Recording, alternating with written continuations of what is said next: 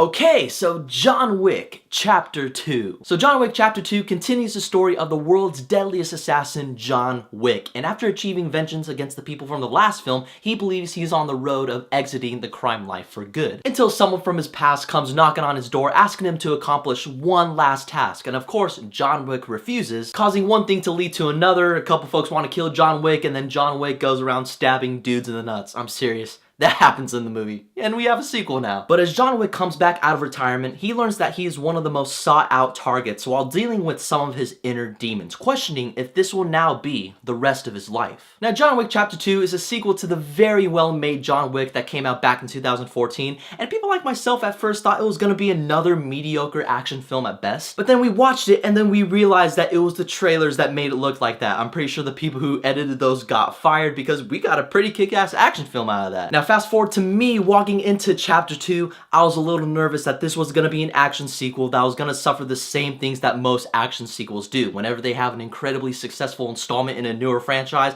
and then the follow-up is a little bit disappointing. It's even rare when a sequel is better than the original. Unfortunately, that is not the case. I think the first one is better, but that doesn't mean that I had a kick-ass time out of this film. John Wick Chapter 2 does mostly everything that you want in an action sequel. By that meaning expanding on this imaginative universe, bringing in a branch of new and interesting characters, and stepping up a notch on many of the action sequences. We are given a wider variety of what this universe has to offer, possibly because of the bigger budget that we have, but we get a sense that this crime world is living and breathing in this film. We are seeing this universe through the eyes of John Wick, and even though it was kind of weird how like every corner that he turns there just so happens to be crime-related factors into them, even homeless people and pigeons are dealing with the mob. I'm not even kidding. This is in the movie. It's pretty crazy. With aspects like I mentioned, our possibilities are now endless when it comes to the new characters that we have. Some that we may have heard from the first film, but we finally see, or even brand new characters that know John Wick in a way. Some characters were pretty cool and they fit in this mob universe, whereas others, they're just over the top and kind of weird. I'll get back to that in a little bit. But the most glorious part of John Wick Chapter 2 is the brilliantly choreographed and well-directed action sequences. Most of them visually stunning and entertaining to watch as they keep you on the edge of your seat. You get a sense of how brutal and gritty these action sequences really are, especially like I mentioned when John Wick stabs a dude in the scrotum. I'm just like, oh!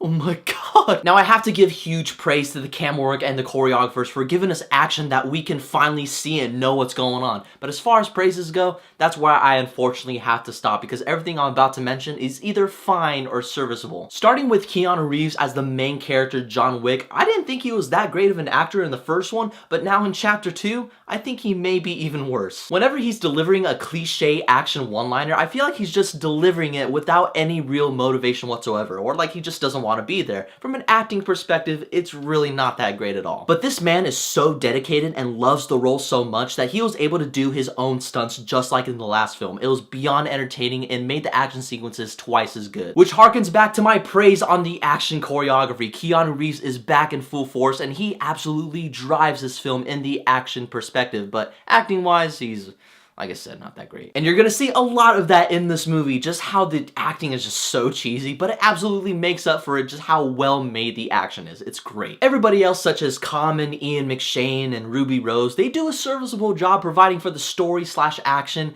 but we have Morpheus in the movie.